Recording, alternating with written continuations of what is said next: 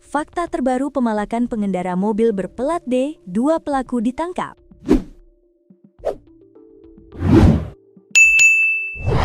Aksi pemalakan terhadap pengendara mobil berplat D di kawasan Kebon Kacang, Tanah Abang, Jakarta Pusat yang viral di media sosial akhirnya diungkap polisi. Peristiwa bermula saat korban, Arif Hidayat, menepi di pinggir jalan karena tidak mengetahui arah dan hendak membuka aplikasi peta digital. Saya sedang menepi di pinggir jalan di sekitar Kebon Kacang untuk membuka Google Maps. Tiba-tiba datang 3 orang yang mengaku warga lokal. Katanya seperti dikonfirmasi tribunjakarta.com pada Sabtu, 28 Maret 2026. Kasat Reskrim Polres Metro Jakarta Timur AKBP Dimas Prasetyo mengatakan pelaku tiba-tiba menghampiri korban dan meminta uang.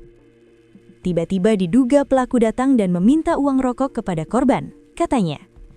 Karena korban menolak, pelaku kemudian meminta uang pengawalan sebesar Rp300.000.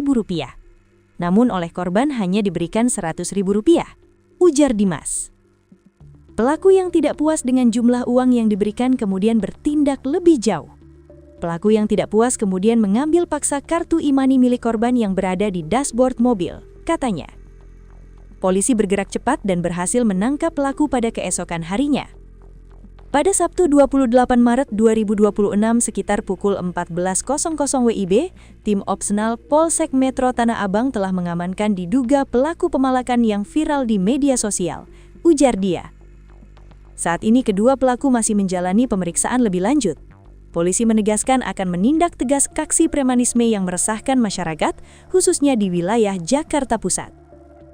Arif menambahkan saat kejadian dirinya baru saja pulang mudik dari Pandeglang dan hendak kembali ke Bandung. Saya kebetulan abis mudik dari Pandeglang pulangnya mampir dulu ke Jakarta.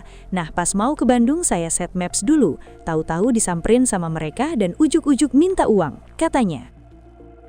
Arif mengatakan ketiga pelaku tersebut berusia sekitar 30-40 tahun. Ia pun merekam insiden tersebut sebagai bentuk bukti sekaligus agar mendapat perhatian publik. Minimal saya videokan biar ada sanksi sosial dengan viralnya kejadian ini, tuturnya. Namun peristiwa ini kembali memicu kekhawatiran publik terhadap aksi premanisme di jalanan ibu kota.